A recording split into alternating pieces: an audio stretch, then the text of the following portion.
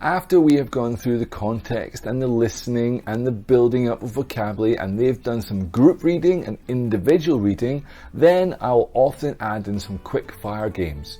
You can choose what's best for your lesson, where you will add your own activities, but this is where I choose to add mine. The reason being is, at this stage, they've already worked hard. They've done listening, they've done their individual reading, they've done group reading, they've identified the words, they've done context. Now is a good time to break the monotony and add some fun activities to help reinforce the learning. Reading games. And finally, we come to the most interesting part of the lesson, the reading games. We have to remember that reading is tough on young learners, and it can be dull. So here are some quick fire games that I like to use pre-reading, during a reading, and post-reading. Have a think of some more, because there are plenty of variations on my games as well. Also, I have labelled these games pre, during and post, just to give you an idea of where I would use them, but there is nothing saying that you can't change that and use it where you like.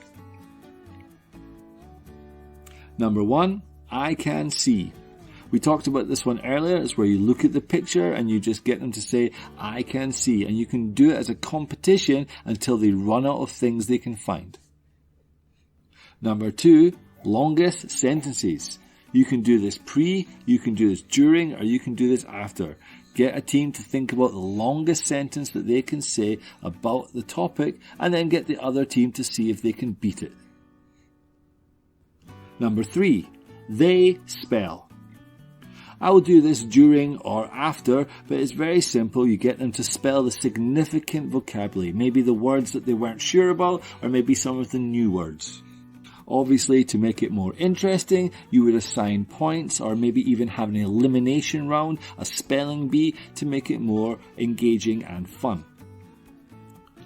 Number 4, I spell, they say. This is one that I'll use during the reading especially, so I will spell the word and they will try to find it, and the first team to shout it out will get a point for their team. Number 5, mix up the sentence. This is one that I would do during the reading as a little quick fire brain break. I would mix up a sentence and they would have to tell me the real sentence in their original form. For example, if I said, Great the earthquake Hanshin, they'd have to put up their hand and say, The Great Hanshin Earthquake. First team to do so would get a point. Number 6, bzz. This is one I would do during the reading just to make it a bit more fun and lively. You assign a sound to a vowel. So you could say any word with the letter I, you'll say bzz. So they would say, the great bzz earthquake. Number 7, ding words. This is one that I would use during the reading, but it's something that you would prepare before the reading.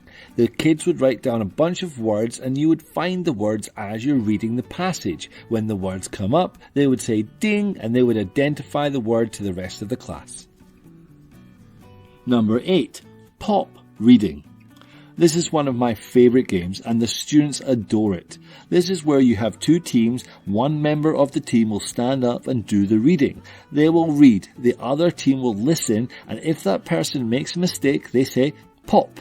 Then they have to tell me where the mistake was and they take over, and the other team will listen to them.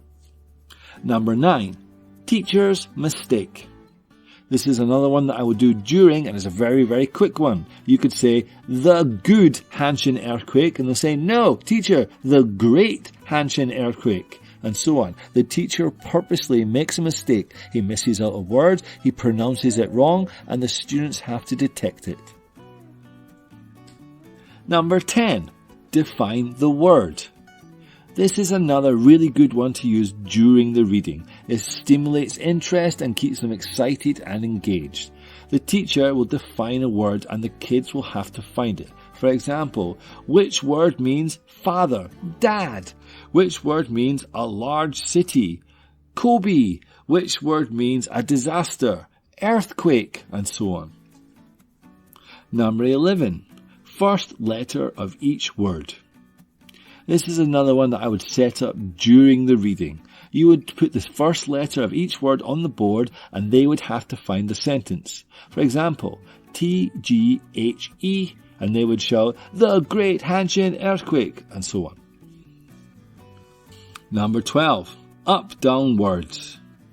This is one where you'd use actions. You would point up, which means before, and you'd point down, which means after. So if you said up and Guinness, they would have to say the. If you said down, then Guinness, they'd have to say book, and so on. Number 13, how many, team game.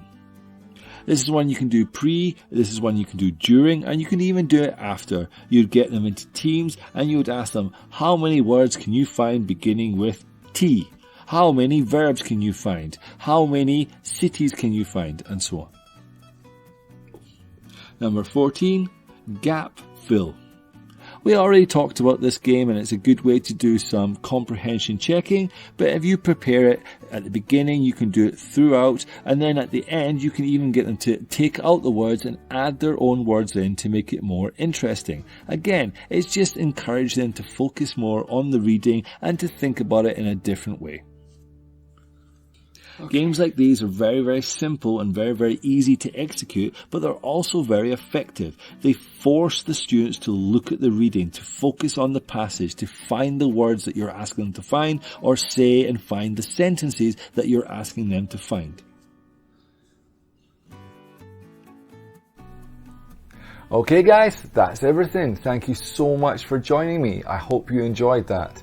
In this lesson, we looked at a reading and how we would break it down and interest the students via context clues and understanding. After that, we went through the reading and broke it down, how we would do it step by step, and how we would interest and motivate our class to keep engaged and keep focused throughout. At the end, we looked at some activities and games that I would use in the reading, and I hope that were useful for you. I'm sure you can think of your own as well.